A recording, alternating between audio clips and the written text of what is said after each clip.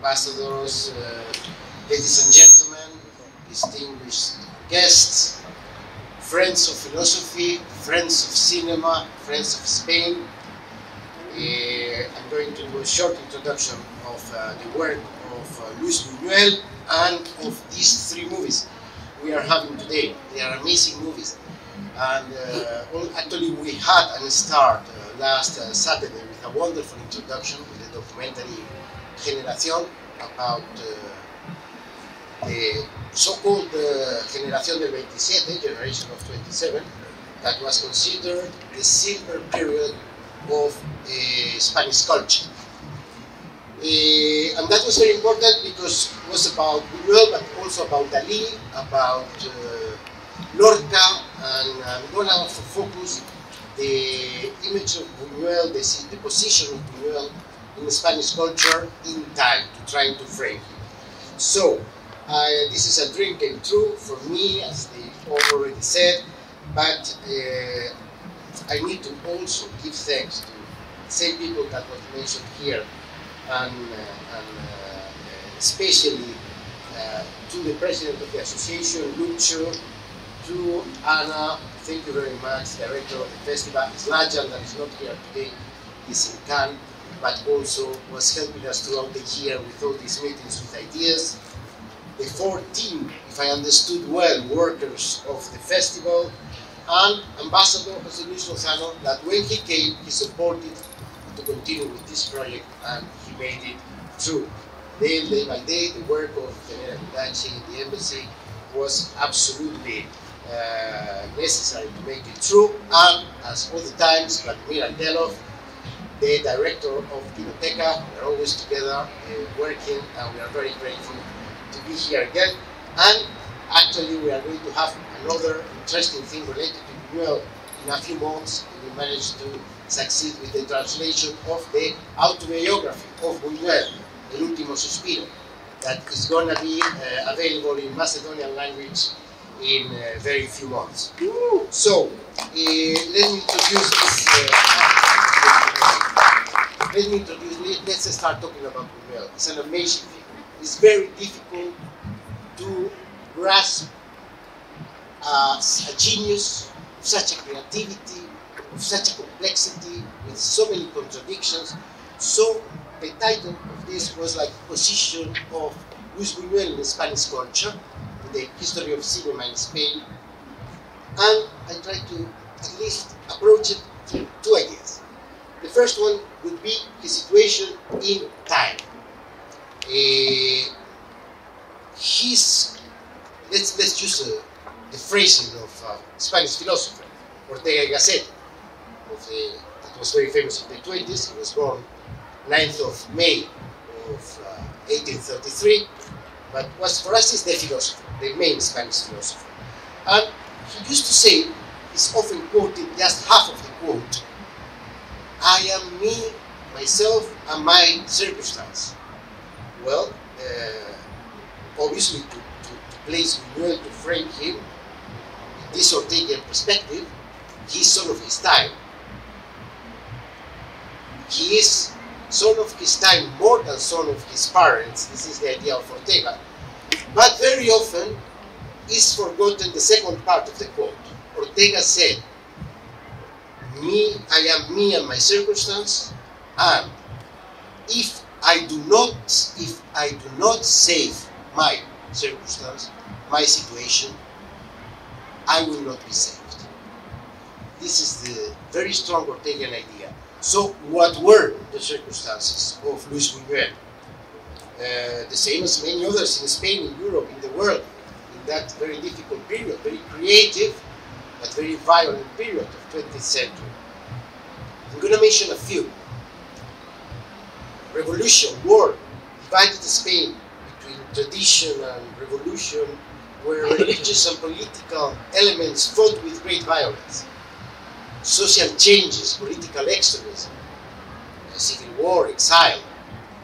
In aesthetic terms, artistic avant-garde, in his case particularly surrealism. He said, two things have marked my life, surrealism and the religious education. And finally, we could mention that this generation is the first generation in the history of humankind that lived with the image, that started there, the cinema, the era of cinema, the society of image. For us, it's normal. We are surrounded, overflowed by images. But that was the beginning. They created an art, a language with the image.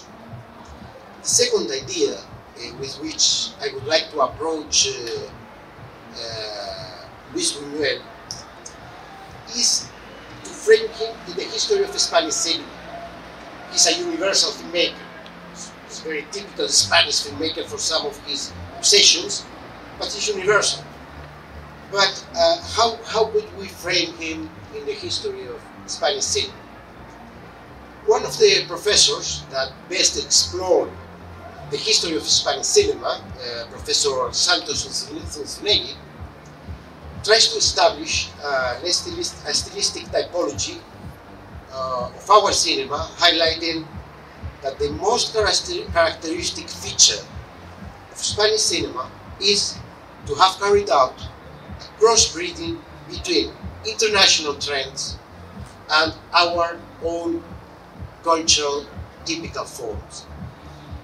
The most typical Spanish cinema is not outside international trends, as sometimes was said. Let me quote Santos Unzunegui.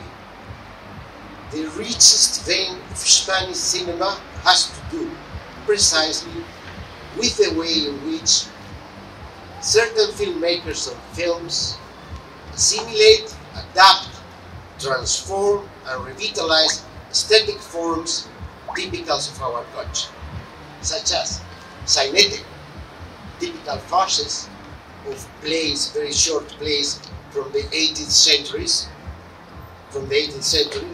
what is called comedia costumbrista, comedy of local costumes, esperpento, very difficult to translate, maybe it could be translated like into grotesque. So, in this analysis, he highlights 4 trends of Spanish cinema. I think at least 3 of these 4 categories could include films of Buñuel. The first one, the one of what is called casticismo popularista, would be like purist popularism. The second one is the one that overflows realism through myth.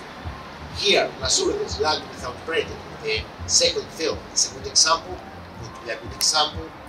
The third one, the one that mixes avant-garde and popular themes. And the fourth one, that one of filmmakers who use esperpento, grotesque, as stylistic means, fleeing from realism by way of exaggeration, black humor, deformation. This could be an approach, of course. There are many other possibles, but I would like to go to say a few words about each of the 3 films we are watching today. It's quite an act. I mean, the selection is quite impressive. The 3 films are very impressive.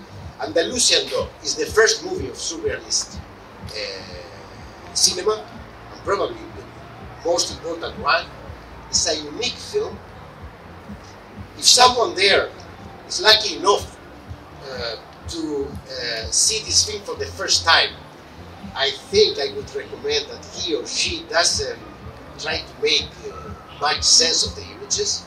This is what Buñuel himself recommended.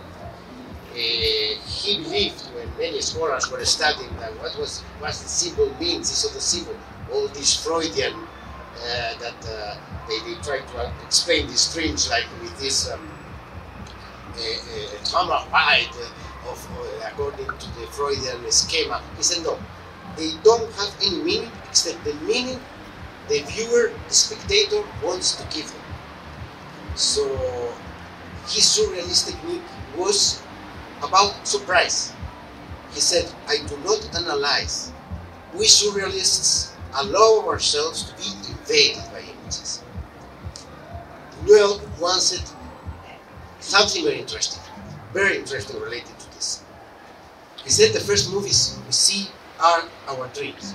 Before we go to the cinema, we have seen the movies of our dreams. Just that in cinema we are dreaming the dreams of others. And this movie could be defined more like a poem than a story. With this attempt, it has to break all the logics.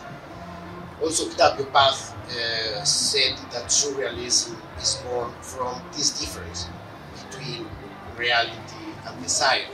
Actually, this is the title of the poems of Luis Buñuel, another poet of that generation, wonderful poet. And this is going to be one of the topics that the philosophers will address in this festival. The reality, the difference between reality and desire, between fantasy and reality, even the blurring between fantasy and reality.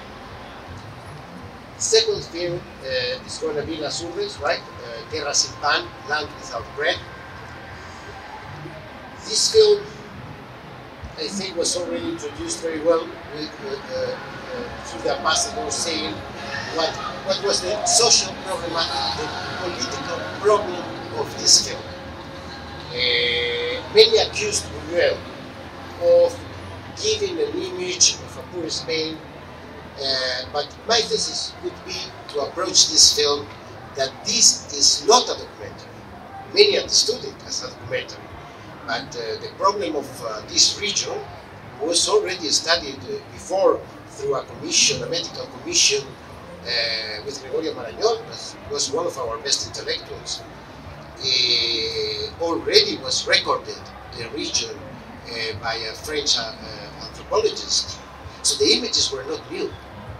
What Buñuel did was to transcend documentary. He created a work of art, not only, at least, like a denunciation for denunciation meaning. Of course, he had his social concerns. He was a communist himself. This element is there, but this is not the only element. I would say this is not the main element.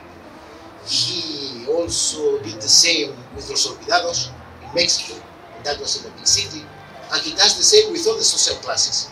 We're going to see he does the same with the bourgeoisie.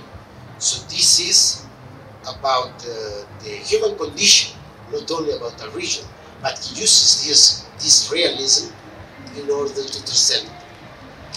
And finally, the third movie, Simón del Desierto, Simon of the Desert, allows me to say something about the topic that I'm very interested in, as Anna has pointed out, that is religion.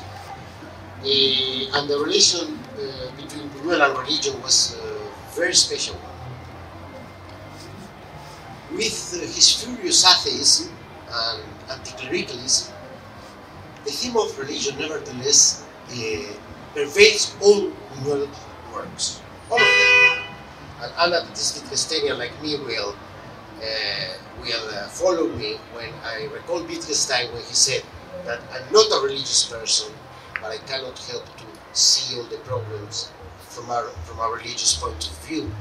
Well, mutatis mutandis, what Buñuel does could be understood like that, in the sense that seems to be in his work a struggle between denial and acceptance of the religious that was constantly in his work. Some authors have said that this was because he's trying to epitomize the condition of the man in face of the unknown. Anyway, for that he's having the God of Christianity as his primary element. And others have pointed out that he could be inserted in the tradition of Spanish moralists, as with his movie he shows that we do not live in the best of the worlds, but he doesn't know where a better one is or how to achieve it. What cannot be denied is that in the process of criticizing religion, Catholic Church in particular, this famous non-believer, an aggressive non-believer, has given us some very intensely religious films. One of the poets of that generation also, Rafael Alberti, he said in a bit provoking way for Buñuel that deep down he was a religious man and a complete Catholic. who believes in hell and has night terrors. He said he's enormously concerned with religion, and that is the central thought of almost everything he does. Well, this could be the idea of the necessity to be always proving that he does not believe in God, always proving that religion is an illusion, in the same way as, for example, some person when is in love with someone and stops the relation and cannot stop talking about that person we don't believe, that is not interested in that person anymore. And a bit of this idea was also highlighted in the documentary through Max Au on Saturday, saying that Max Au said about him, you have to have a belief or to blaspheme or praise. So, to draw a conclusion, we would say Buñuel is, of course, one of the main filmmakers of Spanish cinema and of all time, but his extraordinary imagination and all his contradictions have gave us a unique language, a unique point of view, and we will take advantage from the philosophical film festival of that perspective.